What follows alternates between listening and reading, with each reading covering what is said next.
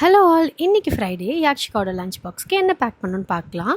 So லஞ்சுக்கு main கோர்ஸ்க்கு carrot rice தான் செஞ்சுருந்தேன். இதெல்லாம் வீட்டில் சாப்பிட வைக்கிறது ரொம்ப கஷ்டம், பட் ஸ்கூலில் ஃப்ரெண்ட்ஸ் கூட சேர்ந்து சாப்பிட்ருவாங்க. இந்த ரைஸ் சாப்பிட்றதுக்கு என்கரேஜ் பண்ணுற மாதிரி சைட் டிஷ்க்கு உங்களுக்கு பிடிச்ச மாதிரி காலிஃப்ளவர் 65 செஞ்சுருந்தேன். கூடவே எக்கும் கொடுத்துருந்தேன். டெய்லி ஒரு ஃப்ரூட் கொடுக்கறதுக்கு இன்றைக்கும் மேங்கோ தான் கொடுத்துருந்தேன்.